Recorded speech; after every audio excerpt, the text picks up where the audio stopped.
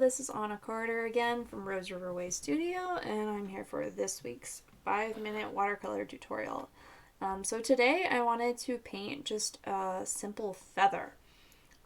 So again, I'm using a number 4 brush. I use 4, 5, 6, whatever floats your boat.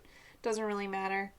And I've got my paints over here, and let's get started. So first thing I always do is get your brush wet, and that'll help you pick up the paint.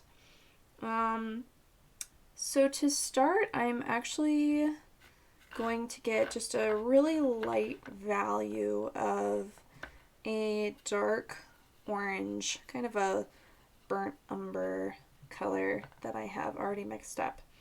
So I usually tell people dip, mix, dip.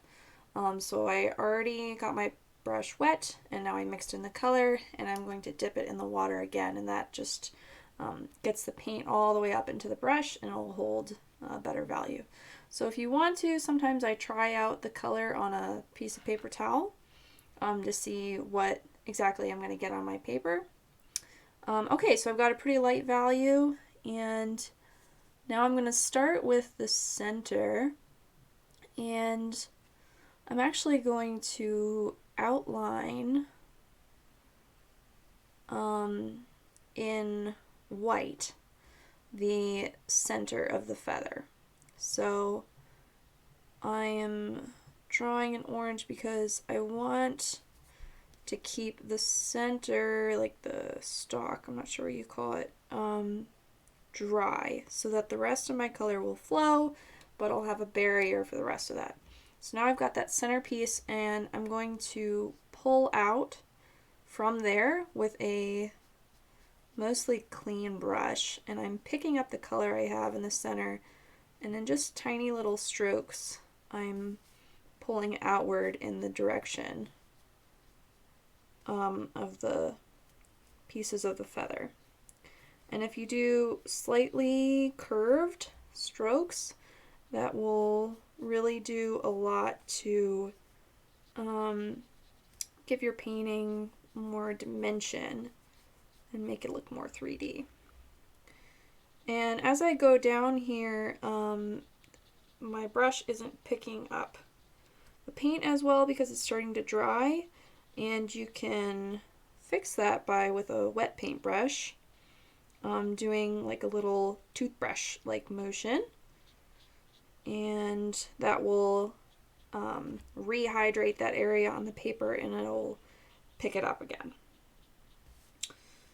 Okay, so I'm getting the general shape I want here, and now I'm going to go over to the other side and maybe pick up slightly more orange. So maybe I want this other side to be a little bit darker value, but same idea. And I'm going to make this side slightly thinner than the other one, again to help give some dimension here. And when I'm looking at this, I'm noticing that my orange coloring is more yellow on the left side than on the right, and I want to balance that color, so I'm going to come back with the same color I just used over here, and I'm going to pull some in on the right side to balance the color in my picture. And I'm focusing on the center portion here, and again that'll help me get a little bit of dimension. And maybe I'll go back to my darker orange, and with a pretty heavy, a lot of paint in here, I'm going to poke in some color, and this will flow through any area that's still wet, and I can pull that around so that makes that base part a little darker.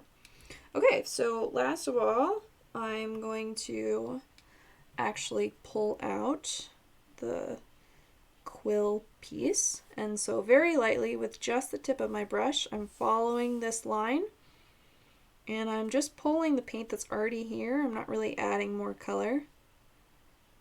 And I'm going to make a fine line there. There you go. So there you have your little feather. If you want to wait for it to dry, you can do that and add some finer line details. But right now there's not a whole lot more I can do with it still being wet and a 5-minute painting. So that's how to draw a little watercolor feather. Hope to see you again next week, and subscribe if you like these little 5-minute tutorials. I'll see you again later. Bye.